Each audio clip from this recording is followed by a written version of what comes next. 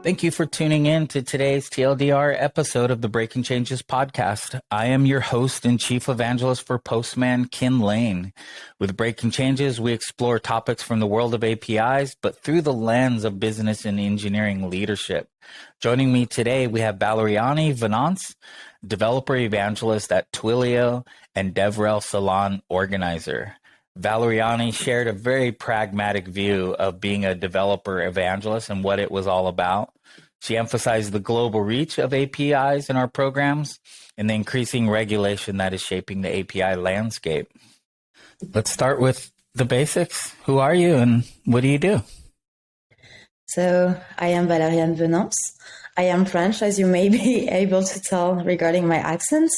And I am a developer evangelist at Twilio, and it's been since October 2020 that I joined.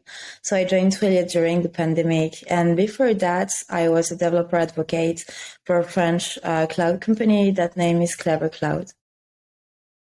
Well, I know Clever Cloud and I know Twilio very well. So in our previous conversations, I thought your view of developer evangelism and advocacy was interesting. What does a developer advocate do, or what are their responsibility in your eyes? To me, honestly, it really depends on the size of the organization you're working in. Like, if you're in a very large organization, then you will probably have many people in the team that will start to very specialize on specific things that I can develop later. But if you're like in a smaller company, then even your title is just developer advocate or developer evangelist or whatever, you might end up doing many things that do fall into the scope of DevRel, but that will go beyond the scope of what is a developer evangelist or advocate, I'd say. But to me, if I were to give a definition of what is a developer advocate, well, a developer advocate is someone that really is fighting for the best interests of the developers using whatever product it is that the company is building. And so the developer advocate really is the voice of the developers and of what they want and of what they need to be enjoying using the platform or the product, whatever that is.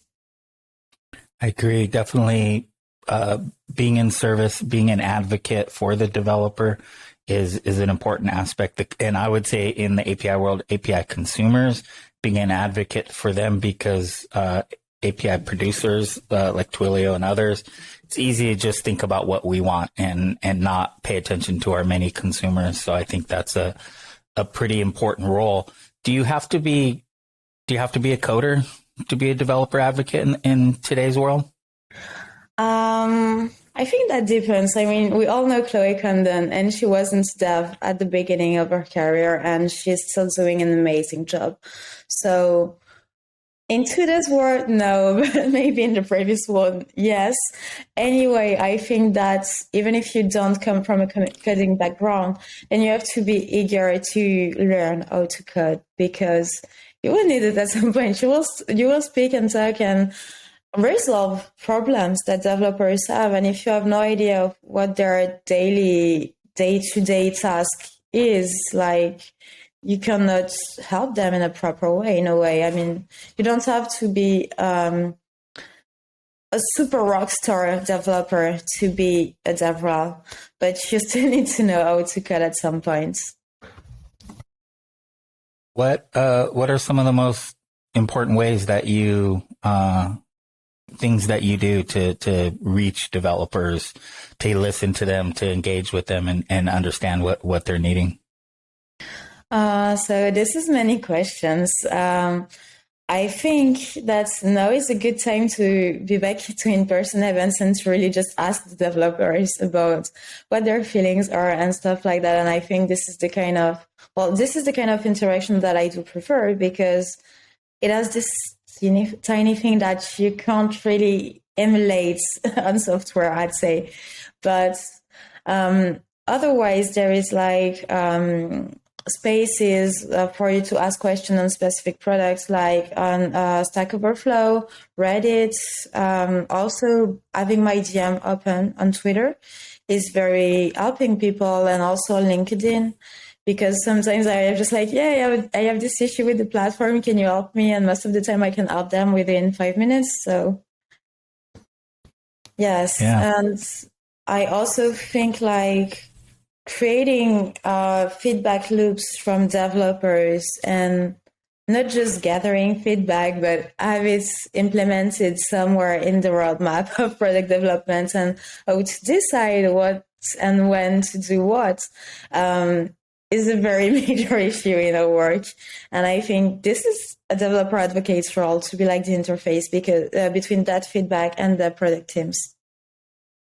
So it sounds like you have to have a pretty good understanding of your product as well as a good understanding of the consumers of that product to be able to act as that bridge. Yes. Honestly, at such a large company as Twilio, we have so many products. So we have many people that have different interests and different goals when using the platform. So it's really interesting. I mean, it's challenging because there are so many different products and people and users. But in another way, it's also very rewarding, and I'm sure that I won't get bored. So is your reach, what region are you focused on and why? Okay, so I'm focused on EMEA with a specific focus on France because I'm the only one French speaking in my team. So I guess that helps. Especially like I know some regions like France and also maybe Italy or Spain. There are countries where, yes, people do speak in English, but if you really want to do business with them or to really understand where they're deep feeling, if you go outside of the big cities, then you probably get a big advantage speaking the local language. And the way I do prioritize, I'd say, for French developers is that I make sure that they have all the resources that they need. So translating blog posts that have been very helpful for the rest of the community in English and have them available in French. And also like creating visual resources like webinars that are, so it's really about translating lots of stuff that are already existing. And there are other sides also, because when you come to telecommunications and what this is part of what Twilio does, then there's regulation at stake. And you really have to, I would say, be good at onboarding the people because regulation isn't the same is in the US as in the UK as in France or in Germany. So when you go somewhere, you really have to understand the local legal context and the stuff like that to be able to really help the people, because maybe the product that you know will exactly solve the problem of the person isn't available of their country for any regulation issues. So don't sell them something that would be great if they can't have it. This will create so much frustration. Yeah, I mean, it sounds like it's much more than just a language thing or a location thing. It's about understanding that local context that's going to matter, and regulation is increasingly a big part of that context. Absolutely. I mean, even for regulations, it's definitely not the same in Europe. Like regulation is super strong with GDPR and stuff like that. And also the developers are more I would say that protective on their private data and whatever. So there are ways to approach people, and even if it in the end it's the same, you can't ask everything to everyone in the same way. Like if you don't tell to someone why you're asking them this specific data where they used to protect this data, they will never give it to you, and they will feel aggressed when you're trying to get it from them if you don't explain why. Yeah. And the need for this, I think, human presence. I mean, Twilio is a public API, but I'm seeing developer advocates emerge for specific industries, for specific regions, as we just discussed. Internally, I'm seeing more internal advocacy programs and specialists and so if someone's wanting to get into this line of work, what are your recommendations? How does someone like you get started, find a job, get the skills that are needed? So I think it's funny because I think that many people already do stuff that falls into the scope of DevRel in their company without even knowing it. And exactly what you say. Like they're becoming like internal advocates without even knowing that this has a name, that they think that they're doing extra on their hours. So I will tell what it looks like. And if this is your case, who are you listening to us right now? Well, keep on doing that. You're on the right path. But so obviously it will be like giving presentations to others to let them understand like any concept, product that is new, whatever, like you demonstrating something technical and making this accessible to someone who doesn't have your level of knowledge.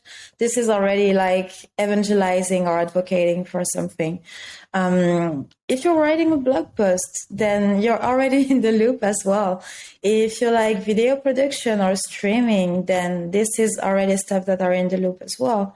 And the path to get there, if you come from like a traditional background, let's say, so you'd be a developer and maybe you can like come and get more involvement in your local meetup, maybe help for the organization or try to speak sometimes.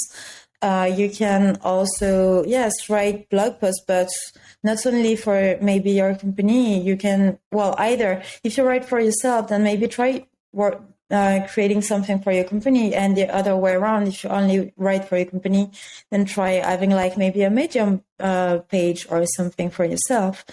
I also think that Twitter, even if it's like the seventh circle of hell, is something very useful to us. I mean, and if you go to Twitter, if you go down that rabbit hole, know that there are many blocking lists that you can use and that you probably want to use to not be exposed to some stuff that are out there. But really having a presence, even if it's just a page, so nobody impersonates you later, is already something. And also like blocking your username on and GitHub and stuff like that, because if you're only working like with private GitLab instances, then you will have nothing public and then somebody will be able to impress you. So really define who you are on the internet. This is called personal branding, and you don't have to do it all and post like every 2 hours something, but just be there and own your image. I like that. Great advice. What's your most effective tool? Is it blogging? Is it videos? Is it in-person talks? All the above? What's most effective for you?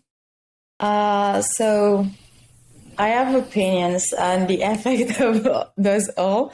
So I think blog post is a very good investment of time, as in if this is something you already know, then it will probably take you between, 2 hours to a day to write it in full, depending on the complexity. And then you will ask someone to review it, go again on it for an half hour, an hour, then publish it. Once it's published, then it will live here forever. I have sometimes people on Slack contacting me for blog posts that I wrote like 4 years ago saying, hey, this is great and this helped me, but I'm stuck here. Can you help me, please? And I remember that I already had the same thing before, so I can help them as well in 2 minutes. So this is great. And also this helped me realize like how long a blog post can live on the internet and be helpful. Because if the product doesn't change the way you use it, it's more likely it's going to work for a while, even if things change fast. Regarding videos, I think the process is a bit heavier, and also that requires way more money, because in today's world, it's difficult to like arrive on the place and not have a nice video, nice sound and stuff like that. So this already has a bar that is raised pretty higher, and you have to comply to this all if you even want to be a bit successful. And also building a community on platforms like Twitch or YouTube or stuff like that is at least 1 year of investment without not seeing anything back. And then after a year, maybe if you're lucky, then you'll get something. So you have to be really patient about that. And you have to know how to edit your videos yourself. And it's going to take time, or you have to pay your production. So this has a cost. And the last one was in person that you said. And honestly, I do see myself as an executant and a great executant. So this is definitely the place I love the most. And I feel like even if you're speaking to 100 people, the impact is very different because they might have something with your personality or the way you move or the way you explain the things or your voice. And this is this tiny thing in the human interaction that you can replicate elsewhere that really gets the people to like you more than your content, and then they will get to really follow you and stuff like that. This can also be achieved using Twitch or YouTube or video platforms, but it takes a bit more time. I like that a lot. That I would say I agree with you. I'm supporting blog posts from over a decade ago that I wrote, 2011, 2012. But I also still have people come up and go, you know, you gave that one talk in Barcelona and you spent 20 minutes afterwards talking with me. Thank you. Like, it helped my career. And I hate to admit, I didn't even remember the conversation. It was so long ago, but like knowing that you're making that impact on people and being caring and compassionate and being human in it, I think goes a long ways. And I try to reflect that in my writing, in my speaking, but also in my in-person. I don't think I always get there, but I really like your approach. I think that's the human part of what we do. Yes, I think this is being human and being empathetic and not, I would say, not putting yourself in the place of the other, because if they hurt, you'll be hurt as well. And this is insane for you, because when you speak to 100 people in a day, you can't be hurt 100 times, definitely. But being empathetic and being able to really have, yes, I don't really know how to say that with all the nuances, but feel that empathy for someone's problem, that you want to solve it as it's yours. This is really something that is needed, as in, you will get solicited even when you don't want to, even when it's late, even when it's outside of working hours, even if it's like a hackathon and it's 3 a.m. and you're on the way back to your hotel to sleep and someone is really stuck here and really needs your help. What do? Well, you have to be empathetic there and human. Yeah. It's definitely one of the more important tools in our toolbox, empathy and listening and understanding where they're at. But it's also, it has a high tax or a toll with it. I spent all last week at my first in-person event and I'm exhausted. I slept all day Saturday to recover from it. What do you do to recharge and find your creativity and find your inspiration after being on for so many people? Honestly, it's kind of the same as you. I do sleep a lot afterwards. And also my secret stuff is that sometimes, so I'm based in Paris, France. And so I get back to Paris and I'm not saying to any of my friends that I'm back. So I'm just like enjoying the city incognito all by my own for a few days. And in such a large city, you are so anonymous that nobody will just see you, you know? So like having this incognito time really helps me as well. I like it. My two are similar. Mine is napping. I'm taking more naps during the day my wife says it's like Windows. You need to reboot Ken like halfway through the day so that he operates well. And then time alone like that, sitting in the park with my dog or sitting in a restaurant. And oh man, I miss the cafes in Paris. I wish we had those in California like that. So, so what's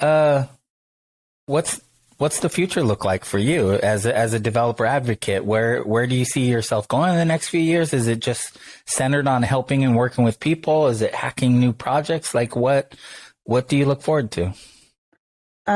So honestly, I like the place where I am right now, where it's almost everything left to invent for doing DevRel in France. And I really want to keep doing that, that just creating the opportunity for developers to all have this new tool that they can use. And I think this is really what I enjoy the most, like getting from, this wasn't 0 to 1, this is 1 to 100. And this is what I like a lot. Like I've worked with startup when I was younger, and I think like very early stage startup are not for me, as like the workload is crazy, the reward is not so big, and I'm not a startuper myself. If I was, I think I would enjoy creating stuff and stuff like that. And then the 0 to 1 I would really enjoy, but this isn't me. And I know that's about me. So I really will stick to the things that I enjoy the most. And regarding like mid to long term, I have two options. First one is to be a DevRel manager, be a head of DevRel somewhere in maybe a smaller organization or whatever, or maybe go back to being a full-time dev. Both appeals me the same way. So I think I haven't made my mind yet at all. Nice. Well, I'm thankful for people like you, because I would say I thrive more in the early stage startup, the world building. I love there not being any structure, and I love I love the work that has to occur. But I'm super thankful for people like you who will step in and take it to that next level and enjoy it and have a good time in that moment. Because as soon as I hit that point, I would say Twilio's at a place where it's gotta get beyond the echo chamber of developer love that I think it has. It's got to reach a mainstream enterprise audience. And that takes a lot more work and a lot more dedication and empathy. And so I'm thankful for people like you who will see it through. So it's good that we don't all like the same things, because otherwise organization would always fail. We can't do all the same job, I guess.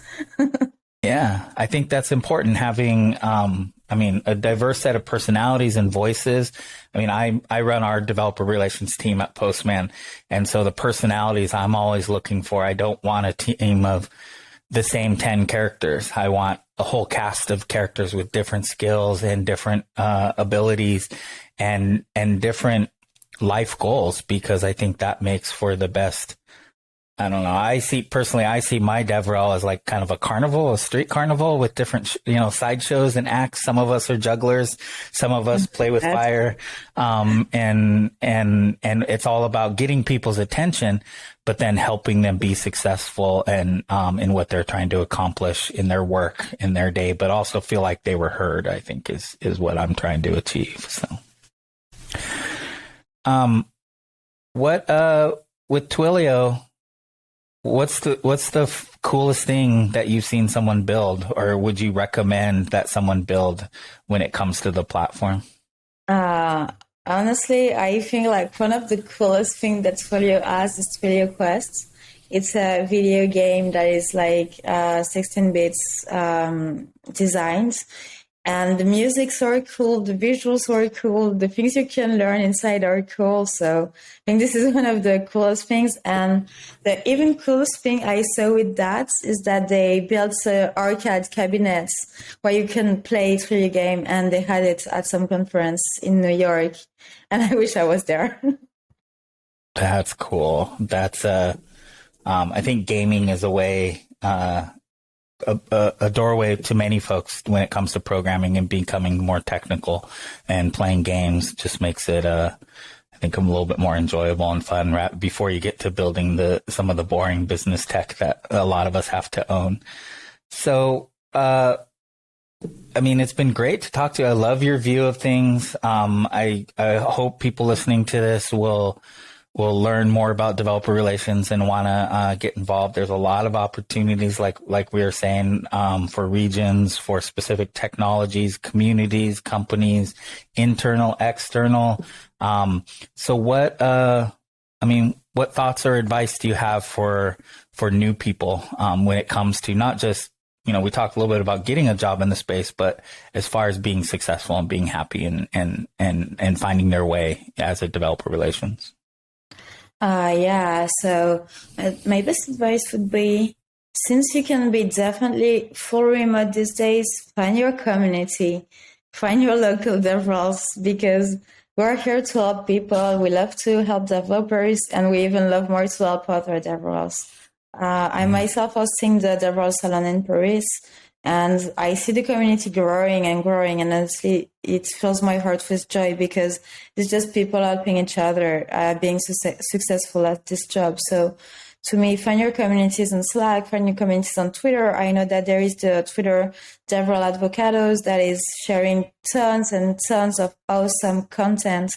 And if you just scroll down, then you'll get almost all the knowledge condensed of all the DevRel that I've spoke with that, either in video, blog posts, whatever, for the past at least 5 years. So definitely tons of resources to find there. And yes, try and experiment. Always ask for feedback and don't take it personally, because most of people, when they feedback you, they just want you to be shiny and successful and not to get you down. So definitely don't take that like that. And always think of the community, because this is our strength, really being able to build those, but also having one by design when we're joining the profession.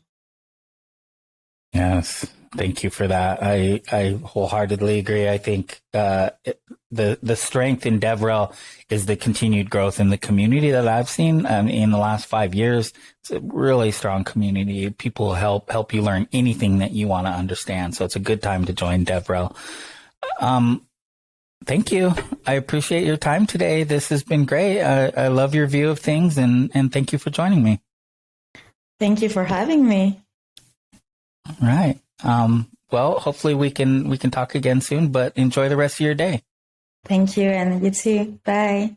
Thanks again to Valériane for stopping by. You can find more about Twilio at twilio.com, and you can find Valériane on LinkedIn. You can subscribe to the Breaking Changes podcast at postman.com/events/breaking-changes. I'm your host, Kin Lane, and until next time, cheers.